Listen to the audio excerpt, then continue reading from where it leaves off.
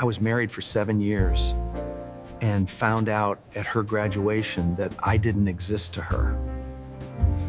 I never thought a single moment could erase 7 years of sacrifice, but life sometimes tears everything apart in seconds.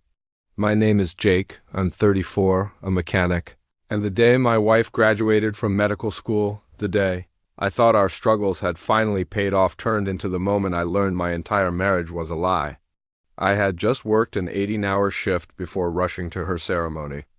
My work boots were still dusty, my hands were stained with grease I couldn't scrub out, and the tie I wore was borrowed because I'd never owned one. But I stood there proudly, exhausted but excited, thinking we made it. For 7 long years, I'd worked 3 jobs: fixing cars during the day, loading pallets at night, and driving Uber until sunrise. Every single dollar went to Emma. Tuition, textbooks, rent, meals, everything. I even sold my grandfather's vintage Rolex just to pay for her first semester. It broke my heart to let it go, but her dream mattered more than anything I owned.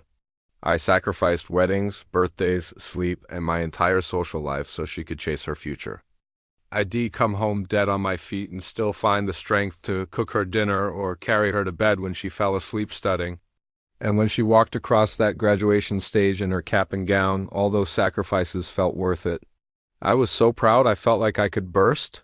But when she stepped off that stage, the life I'd built for us completely collapsed. I pushed through the crowd, desperate to congratulate her. Before I could reach her, she stopped near her friends, a circle of polished people in designer clothes. A tall man with perfect hair stepped beside her, the kind of guy who had never worked a labor job a day in his life. Then, with a smile brighter than I'd seen in years, she grabbed his arm and announced, "Everyone, this is my husband, Marcus. He's the reason I got through all of this." The word husband hit me harder than any wrench ever had. I froze, my ears started ringing. People around them clapped politely. She leaned into him the same way she used to lean into me. And I realized I wasn't just being ignored, I was being erased. Her younger sister, Riley, found me a few moments later, her face stunned. She whispered, "Jake, she said you were coming tonight. What is going on?" But then we heard Emma's voice from behind a nearby door. She was laughing with her friends, saying, "Oh, Jake, he's just a friend who helped financially when things were tough. A friend." 7 years of marriage, 7 years of sacrifice, all reduced to just a friend. Something inside me broke in a way I can't fully explain. 3 days later, I confronted her in the parking garage. She stiffened when she saw me, with Marcus standing beside her like some smug replacement. With the coldest voice I'd ever heard from her, she said, "This is my husband. I thought you'd understand by now." I reminded her that we were still legally married. She just rolled her eyes and said she could unintroduce a mechanic as her partner to future colleagues. Marcus smirked like he'd won some kind of prize. She went on about professional compatibility and social expectations, and how she needed someone who represented her new life. I didn't yell, I didn't hit Marcus. I just walked away and decided I wouldn't let her rewrite our history.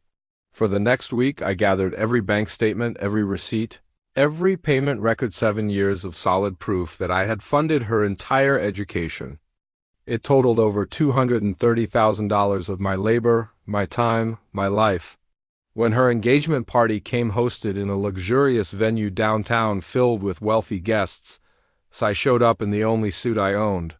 I wasn't invited, but I didn't care. I wasn't there for them. I was there for the truth. I waited for the perfect moment, then walked straight up to the microphone. The conversations in the room died instantly. Emma's smile vanished. Marcus stepped forward like he could stop me. He couldn't. I introduced myself calmly and clearly. Then I held up the thick stack of documents. "For 7 years," I said, my voice steady, "I worked 3 jobs to put Emma through medical school. Every dollar tuition, textbooks, rent came from me. I sacrificed everything so she could stand where she is today." I showed them the numbers, the signatures, the totals. The guests stared, completely speechless. "And last week," I continued, unable to hide the hurt in my voice, "she introduced another man as her husband and called me just a friend who helped out financially. So while you celebrate her accomplishments tonight, remember who paid for every single step she took to get here." I set the papers down on the table and walked out. Emma called my name, but I didn't stop. The cold night air outside felt cleaner than any breath I'd taken in years. The fallout was immediate. A guest had recorded my entire speech. Within a day, it was viral. Mechanic's graduation speech was trending everywhere. Thousands of people called me a hero.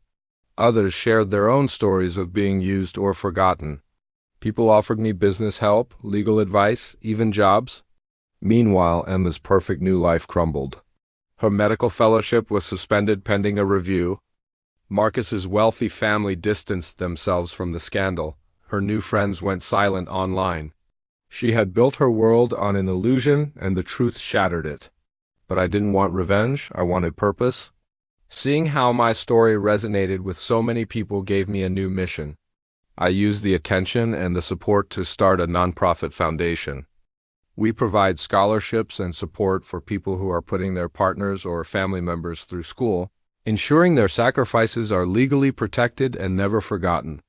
Today, my hands are still covered in grease, but now it's from working on my own terms in my own shop. I found a love that isn't built on what I can provide, but on who I am. My life isn't what I planned 7 years ago, but it's real. And that's worth more than any degree money can buy. Thank you for listening to my story. If you've ever felt invisible or unappreciated, know that you're not alone. Your worth is not defined by someone else's gratitude. Don't forget to like and subscribe for more stories about finding strength in the hardest moments.